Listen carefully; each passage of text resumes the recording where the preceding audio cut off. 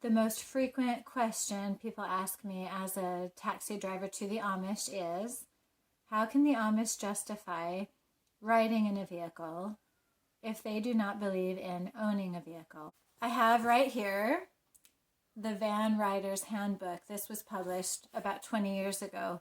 In a section titled A Moral Issue, it addresses this question.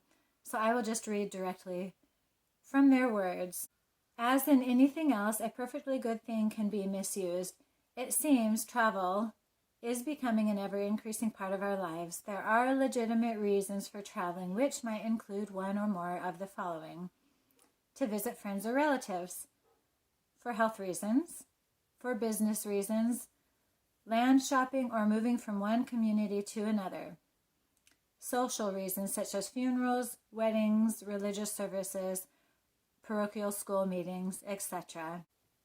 I like to quote my mother-in-law. She says the Amish are the most goingest people she has ever seen. I would have to agree with her.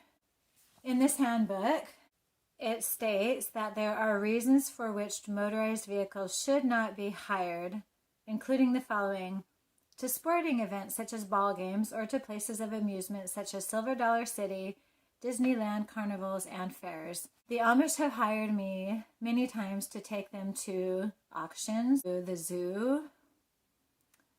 I've even taken them out to dinner. I have taken them to places of amusement. Moving on, eating out.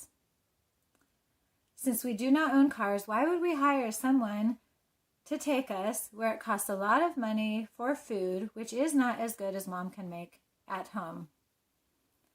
And lastly, hunting or fishing trips. Our forefathers hunted for food, but it would never have once occurred to them to spend time and money to go to a faraway land in search of game that they could have bought ample supplies of fresh meat locally for a fraction of the cost. I do know Amish that have traveled to faraway places like Colorado to go hunting. The Amish have hired me to take them hunting. So not all of the Amish live by this handbook. This is a guidebook. Now, some Amish would think that if they don't follow everything in this handbook, Amish aren't being Amish enough. I believe that it's their business what they want to do and nobody else's. So when the Amish call me and they ask me to do these forbidden activities with a vehicle, I happily take them and I do not tell the bishop.